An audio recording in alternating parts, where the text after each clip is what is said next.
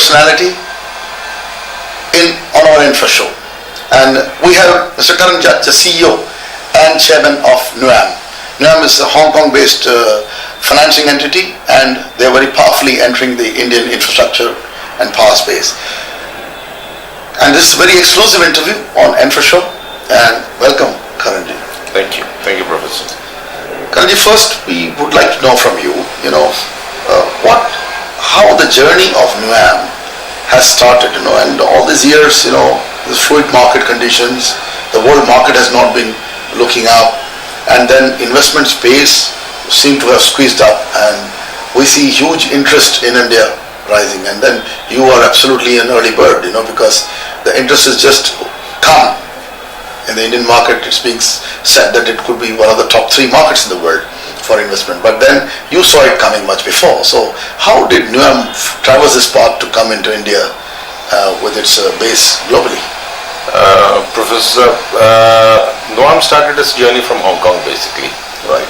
And but long before, I have to give the credit to the chairman of a major corporate who brought me here to restructure his company in 2002.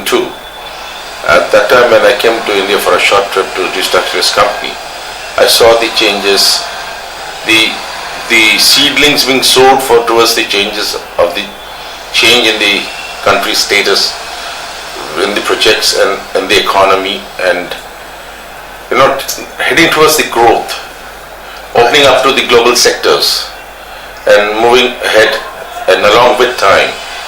So that's where I formed my thought process that it's time that I come back home and I settle down here and do something here. It still took me some time. Right. It was not an immediate effect. Because the economy was not what it was. Exactly. It not geared up. It took time. It still was. Yes. The toe-searching scene. Yeah. It was in the nascent stages, and absolutely. Initially it took time. We did a lot of R&D research on our thing, whether how to go about it, how to do things, and that's where we finally decided. And initially we started with NOUAM Hong Kong, and then later in 2010, and then a year and a half back is when we got the baby into India and we started NOUAM Financial Consultants Private Limited. Right. So NOUAM is a entity registered in Hong Kong and with $100 million base, if I'm not mistaken. That's right. NOUAM Hong Kong NOUAM Limited is a Hong Kong-based entity with a $100 million asset paid-up cap. Right. So, and then this whole India thing that's coming up, the PEI space, which you famously coined, the power, energy and infrastructure, that's PEI right. Space, it is a very original thinking which has come from you, when we interviewed you for our print in Marconomy. Thank you. So, how do you look at this PEI space, if we coin it, moving in the next few years, because it needs a lot of investment in the country? Certainly. What we know and what we think and what the statistics also shows, that huge investments are required in these sectors. PEI, as I have coined, which I term it in a shorter way, power, energy and infrastructure. Yeah. These 3 sectors are the most prominent sectors for the growth of any nation in the world. Right. And since we are in one of the upcoming nations in the world, and we want to surge ahead and meet all the global requirements and be globally competitive to any other developed country in the world, right? I think that we should take care and study and nurture these 3 sectors the best we can, so that it puts us on that platform where nobody would ever turn around and say, oh, India is a third world country, because India never was and never will be a third world country. Right. Which is a globally proven fact, which the world may not agree, but the fact remains that our brains, our hard work beat anybody else in the world. Right, sir. So just extending that, because this looks interesting.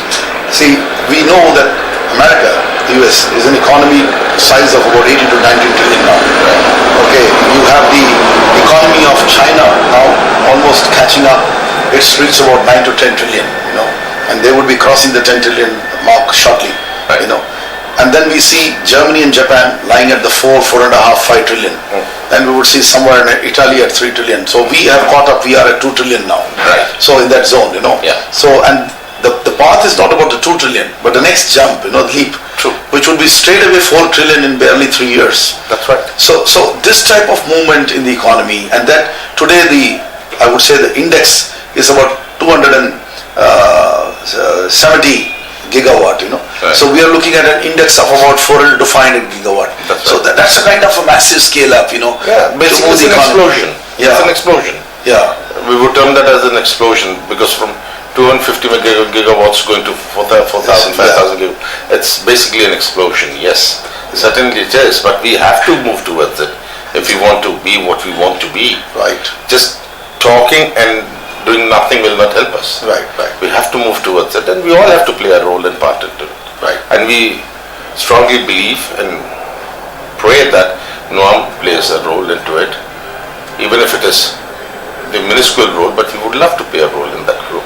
Right. So one of the things that has come in is this that NOUAM has been planning it. You've been talking about it with us, at Marconomy exclusively, but now on this ENFRA show, it's going to the entire world market. Right. You've been saying that you would look at a corpus of roughly 2 billion over maybe Yes. 2 or 3 years time. That's what we are looking at. Yeah. So That's that's what I quite a mean. sizable. It is quite a big piece, quite a big chunk of bite what we have taken. Right. But that's what we want to do and achieve, and God willing, we will achieve that Right. point. Because for us, that is a drop in the ocean of what the whole country needs. Right. But we want to be that drop. Right. So do you think, we need innovative financing? Because it has been seen that in India, especially, the banking sector was not very kind enough to the power and infrastructure sector. The banking sector has not been kind to any of the sectors, Professor. Right. But they almost, many times, I'm sorry, I'm a little aggressive, it's a Pani Puri shop they want to open, they want quick results. Yeah, like the bank. So we have been in the media critical about this. Exactly, we have to be more open-minded towards our banking sector. Yeah, a need for the infrastructure people. That's right. They are investing in the country's assets. Absolutely, because that's how the country will grow. Otherwise, on what basis? If you don't have the infrastructure, how will you grow the country? Right. If you don't have the energy, how will you grow the country? Absolutely. How will everything run in this country if there's no energy, there's shortage of energy? Right. How will you run your plants, machineries and everything? Right. So, If you don't have power, how will you do it? right, because we know our Honorable Prime Minister Modi ji transformed Gujarat using energy and electricity. See that now? And see It's the a living result. example. Yeah, it is so widespread that the agriculture sector was impacted. And I can tell you the same has happened in Punjab. If you see many years back, when the Bhakra and all these were built, Right. what happened, it triggered off the 3 states. They went separate, Punjab, Haryana, Himachal. Right. But we all saw that. Tehri did the same benefit to, I would say, the Uttarakhand and these areas. So electricity has been, anyway, the driver, as you rightly said. It has to be. It is the economic driver. Absolutely. If you don't have electricity, you won't have output. Absolutely. If you have no output, there's no growth. Right. And if there's no growth, then let's forget our dreams of becoming what we want to become. Right. So if you want to be a superpower economy, what you're saying is, then you power your energy sector, the power Exactly. sector, and the infrastructure sector. That's right. And where the Indian banks have to play their roles, which they have not been playing till date. You're right. They have been very conservative in their dealing. Yeah. Very, very conservative. They have to, fine, they have to do their diligence, they have to do the other things what they want to do, but at the same breath, they have to open up. Yeah. They have to ease down certain things so that the person can really go ahead and do it. The debt sector is killing these sectors. The Yeah. debt is We're killing. looking at 15 to 16% on an average. How do you expect to make money? And whereas our neighbor China, the cost of money in working capital terms is also 3.5%. Exactly. So how do you compete That's right. in that environment? Right. Right. You cannot. Under no circumstances you can. So can I say safely that NOUAM is going to completely come here and play the tipping point and the changing role to just dynamize this sector? We'll certainly do in terms of just doing innovative financing. That's what our intentions are, and that's what we are trying to do. Right. That's what we are trying to do. Right. So you are going to give tailor-made solution for every corporate depending on the needs, or every infrastructure company that comes up in front of you.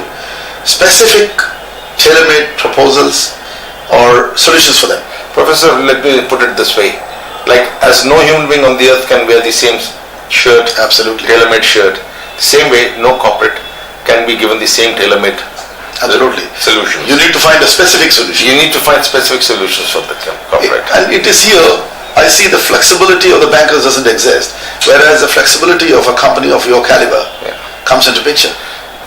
Yeah, the reason being is that the banks are still dealing with the rules laid down way back, which was laid 40 years ago, 50 years ago. Right.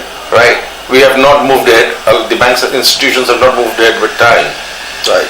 On the general base category, maybe on the upper section, yes. Right. But I'm talking about the basic, general, every day-to-day need and everything. They have not moved along. Right. They have to.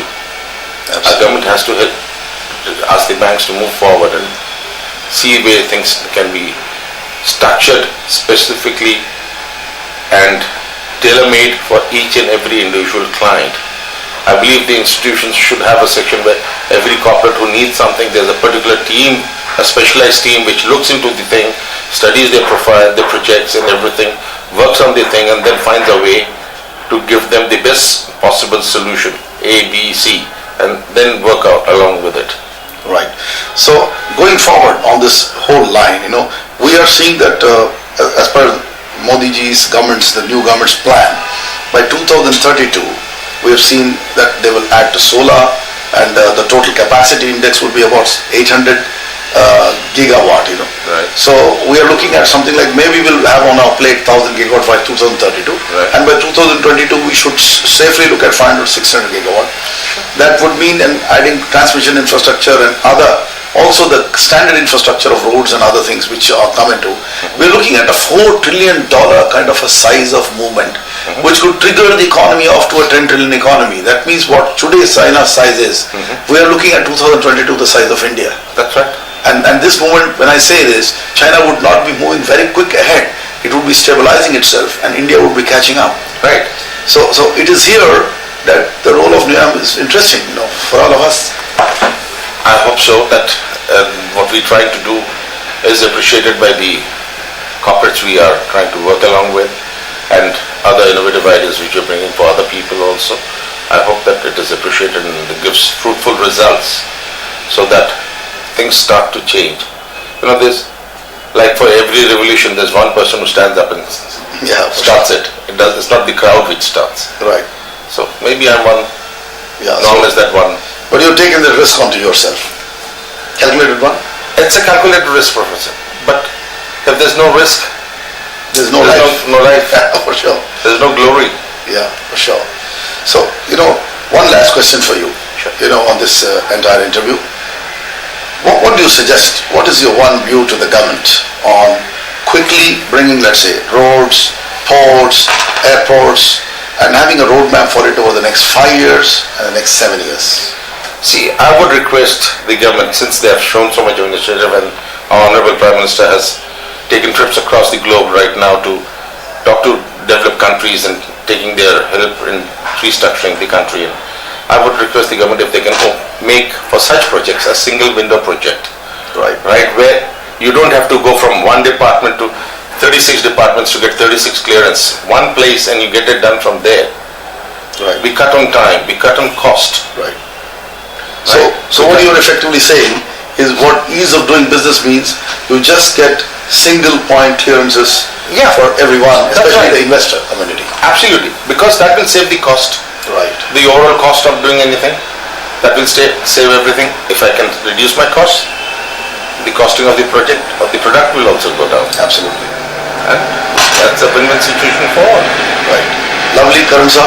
It was a wonderful time Pleasure. meeting you. It's a Pleasure. short interview, and I promise you that this was a short interview with Karan Jajji, and we'll come back with a much bigger interview after some time. Till then, bye-bye for now on this ENFRA show with my eminent guest and one of the most prominent faces that you would see in the PEI sector, as he rightly puts. Bye-bye for now, and see you in my next ENFRA show interview. Thank you.